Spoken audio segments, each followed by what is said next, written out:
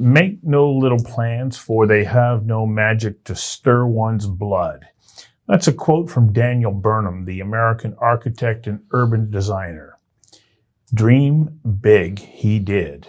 And it's a perspective that Chris Sankey embraces as he strives to shift the narrative between Indigenous and non-Indigenous people in Canada.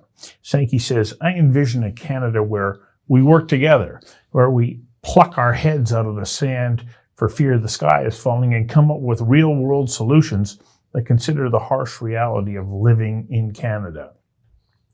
Realities, he says, that are livable thanks to the energy sector. Sankey has no fear to speak his mind, as you can tell. He takes on everyone and he speaks with conviction, honestly calling out climate activists, woke culture, Western alienation, inflation, and the need for Indigenous people and companies to work together first and with others. I like to take the gloves off, says Sankey. I'm not afraid to engage on any issue. I invited Chris Sankey to join me for a conversation that matters about all of the above and much more. Chris, welcome. Thank you for having me. It's a pleasure to be back. You are kind of exploding all over social media. Everywhere I turn, there's Chris Sankey speaking out about issues, and not from a perspective that I anticipated. How come? What's your message? Well, since UNDRIP was adopted, and they were saying this was going to be this easy path forward for Indigenous people once that bill was passed, it was a framework to get us going. It was a framework to get our people empowered in the economy, not just an economy, but our social, our culture, our social well-being, our culture, our language, our arts, and the ability to make decisions for ourselves where we're leading the discussion, where we're leading the opportunity for projects to build sovereign wealth, to build intergenerational wealth, to pass it on to the next 7 generations. Right now, I'm finding it very difficult to believe that's what's happening sometimes because of this woke culture and this activism that it continues to interfere with the progress of Indigenous people to take the bull by the horns and tell these individuals to get out of the way. It's nonsense what's happening out there, and it's maddening to see that. British Columbia adopted the UNDRIP bill. The feds adopted this. So why are we continuing to allow these foreign-funded groups interfering in the ability for Indigenous people to prosper in their own backyards? So what's your answer to that very question that you just posed? Get out of the way. No, but what's your answer about why are we? I know that's what your message to them is, get out of the way, but why do you think that this is being allowed to happen? That our government's allowing it to happen. There's no policies, no laws, nothing stopping interference of foreign-funded groups coming into Canada, stifling Canada's energy sector. It's not just the energy sector. If you take a look what happened with the Pachida, it's gotten so bad that now the BC government is looking to try to change policy with their forestry, in their forestry department. Why? We have a ton of forest that is protected in this province, and every day, BC forests turn 250 years old. And we have all this parkland that's protected. So what more are you trying to do? What are you trying to do? Are you just appeasing because people are going nuts on Twitter? I mean, Twitter's not real, but it seems to be the area where governments and people are listening because of people, whoever screams the loudest seems to get their way. And it's nonsense, man. Like I take a look at what's going on, Stuart, and it's maddening to see it. It feels like a circus to me at times. The times I wake up, I often wonder and question, am I doing the right thing? When I watch what's happening and what these people are doing to our people in this province, like the Pachida, like CGL, all the things that are happening, why are we even bothering to pay attention to UNDRIP if that's all they're going to do? So, Chris, I mean, you come at this from a perspective that's a little unexpected in the sense that, these people are all saying, look at Mother Earth is at risk and we need to protect it. And so therefore, actually you've got to be on side with us. So you're catching me a little bit off guard with your perspective. Where does your, thinking originate, and why are you going down this path, which seems to be contrary to the popular narrative right now? Well, look, forever and a day, since time immemorial, Indigenous people have taken care of the environment. We've always done that. We've always taken care of the environment and grew our local economies. That's not changed. It's just now we have a bigger opportunity to do so. But if we're going to combat climate change, when you take a look at what's happening around the world, Canada emits 1.6% of total global emissions. Everything that is happening around the world is happening in places like China in terms of emission. China, India, all these other places that are emitting mass amounts of emission. And yet Canada is sitting on the cleanest, richest resources, I believe, in the world to combat that. We keep saying that we're going to be there to reduce emissions around the world, that Canada's got to do their part. Well, how can we if all you are doing is stifling clean oil, clean LNG, clean hydrogen? We have the best forest practices, I believe, from around the world. And we have, unfortunately, we used to have a good fisheries practice, but that unfortunately didn't go too well for Indigenous people on the coast because it was terribly mismanaged from the federal level. But so you point out that we are a very small contributor globally, but should we still not be focused on saying what can we do to help set an example and reduce our own output? Because it's been made abundantly clear that we are a contributor. Yeah, we are.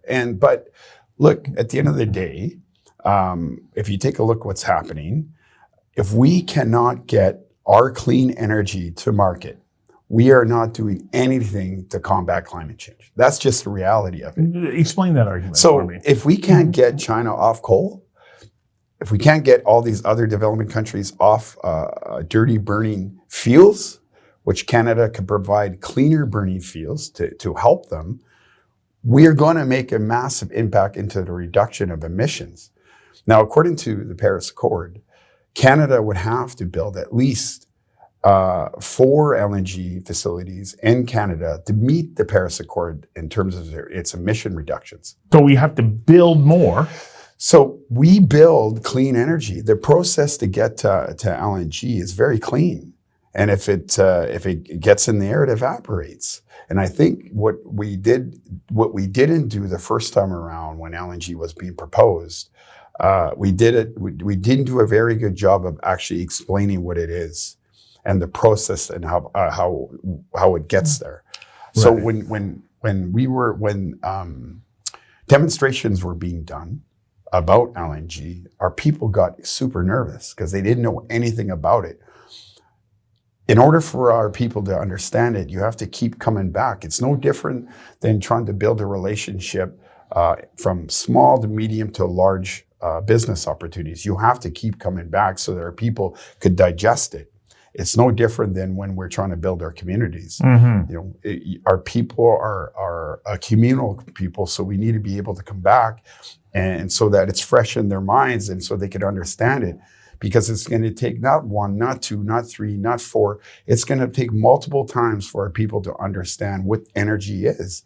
And I think it's imperative in this country that we start teaching energy literature. Because I think that's what's really missing. Because when we talk about oil and gas, people get afraid about oil and gas. Yet, every day we're using it. I came here today in the taxi. I flew from Calgary to Vancouver in a jet. I'm going to go home tomorrow in a smaller jet. And then from there, I'm going to jump into my truck and I'm going to drive back to Prince Rupert to my home. Every day I am using fossil fuels. And if I'm using that amount right now, which by the way, my truck is considered EcoBoost, but because the gas prices increased, my truck used to be about $145 to $150 to fill. It's now $200. And the more and more we have this energy crunch, the more and more we can't get our clean product to market, the worse this energy cost and crisis is going to get. Well, in my introduction, I pointed out that you talked about inflation. Yeah. And you're absolutely right. As we put greater and greater restrictions on the energy sector and more taxes on it, the cost for you to fill your vehicle is going up, but it's the same to heat your home and to heat water and on and on. Yeah. And so what impact does this kind of inflation have on individuals? Well, you're going to have to either are you going to be able to pay your hydro bill this month or feed your kids? I mean, how did we get here? How did we actually get, the hydro bills are going up, not down. Taxes are going up, not down. Inflation, that gas prices caused inflation. Mm-hmm. So when you look at transportation, it's gone up. You look at food, you go to the grocery store, anybody knows it's not rocket science. You go in, you try to buy some meat, you try to buy some chicken or vegetables, it's all skyrocketing. And then I don't know if anybody even takes the time to take a look at all the taxes that are on your fuel bill when you fill up. What is that doing for climate change? And then all this blocking of our resource sector. It's not just the energy sector, Stuart. They're blocking forestry. And I feel so bad for the people of Pacheedaht for what's going on there. And yet a stone throw away, another community is also negotiating their land tenure agreement, their forest tenure agreement, just outside the watershed for probably even a bigger annual allowable cut. Why aren't people protesting there? Why aren't people protesting the St. Lawrence? I mean, the ships come up St. Lawrence all the time. Why aren't people protesting the border of Alaska where 250 oil tankers pass Haida Gwaii every year, past pristine Haida Gwaii waters? Why aren't people out on their boats protesting that? Are you asking that question knowing the answer, or are you asking the question saying, what is the answer? Yeah. What do you want? You can't shut the energy sector down. I mean, Canada will be a barren tundra without the energy sector. Everything the energy sector provides for us is why we're actually living today. Without the energy sector, there is no economy. We need infrastructure. We need energy to be able to live. I don't know how much I could stress this. And when I watch and hear people, mostly people in the urban areas, in the metropolitan areas, repeat constantly that fossil fuels is dead. It's not going to be dead. They're predicting that today's demand for oil is going to be the same, stay relatively the same by 2040. The increase in wind farm is going to go up. The increase in solar is going to go up. Wind farms made by petroleum, minerals.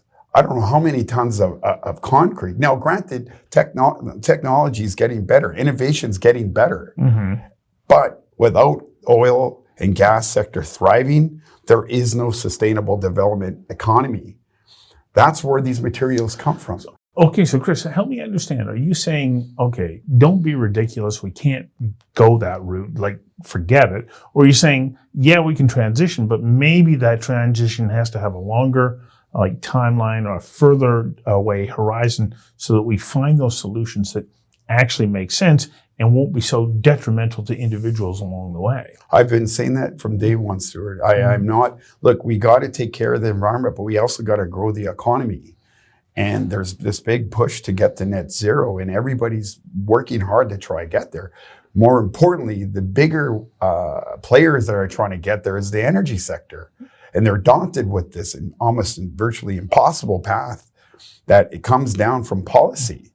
And so if you're not willing to work with the industry, how do you expect us to pave the way to get to net zero? Mm-hmm. You can't shut the energy industry down. It's not going to work. Fossil fuels is going to be around. I'll be long gone and my kids will be my age. Fossil fuels will still be on this planet. Okay, if you take a look at the current federal government, both the Minister of Environment and the Minister of Natural Resources, they're both pretty much committed to this idea that we've capped the energy sector and it's going down.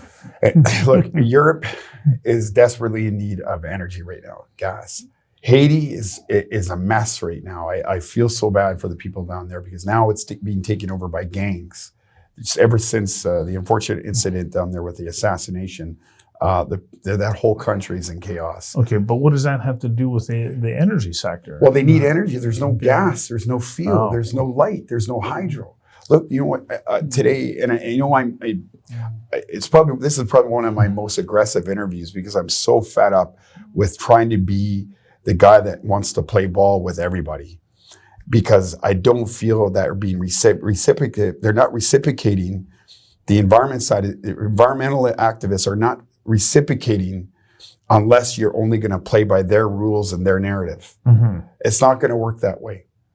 And so what I've been able to truly understand now that the only path forward for us to get out of this opportunity, to get out of this mess and move into the future is Indigenous-led energy projects.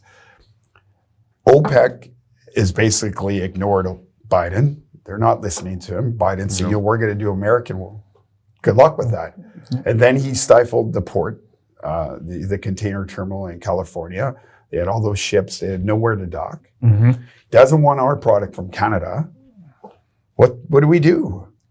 And you add the fact that you got Amazon, Canadian Tire, Walmart, all these big box stores every day are looking to get the greatest and best technology in the world to offer to the consumer, all made out of petroleum products.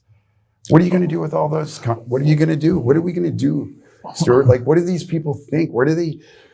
How do they get the idea of the fact that you're going to shut down an energy sector when the very medical supplies today that's keeping people alive, fighting COVID, fighting cancer, fighting all these unfortunately ills that come with life as you get older, are made from petroleum products. And then the more time we waste on trying to appease one side of this narrative, the bigger the damage is going to be for people that are on fixed income, Indigenous people in remote communities. It's already difficult to get to and from our communities. Mm-hmm. A lot of our elders are on fixed income. A lot of our individuals that live in the communities don't make the necessary livable wage that the average Canadian makes. But now they're going to have to pick and choose over energy and food. Okay, so you said a couple of things here that I find quite interesting. You just said Indigenous-led energy projects are what are going to be able to ensure that we can keep that sector running. Does not, though, the introduction of UNDRIP guarantee that the only way that you're going to make those energy projects possible is if they are Indigenous-led? 100%. So UNDRIP in one sense, maybe, as you point out, gets in the way of things. But in another way, does it not also then guarantee that there's going to be Indigenous participation and leadership there? Yeah. So why are we allowing activists, these protest camps, to set up and block the ability for our people to build prosperity and start generating wealth for their communities? And these activists play a role where they think they could dictate whether it's hereditary or the elected body that make decisions. That's none of their business. And the individuals that are unfortunately getting pulled in by these activists that are hereditary, I actually feel bad for them too, because I don't think they understand the significant amount of damage that is being created. You're not just creating damage for yourself and the community, but you're also you're scaring off investment globally. You're hurting your own local economy. You're hurting your regional economy. You're hurting the provincial economy, and you're going to hurt the national economy. It's a domino effect. So if we can't get the petrochemical products out, well, what do we do for medical supplies, our cell phones, our jeans, our coats? Where are we going to get that amount of material that's made from petroleum? I don't think our people and many people understand just how intricate the energy sector is. It isn't just about fueling your car or your boat or the jet or putting the lights on in your house. It's everything that we encompass and use in our everyday life. It's keeping us alive. And so when I'm watching these activists do what they're doing and they're coming out with chainsaws, they got their jerry cans, they got their tarp, they're wearing rain gear, they're wearing rain boots. Like, what is that?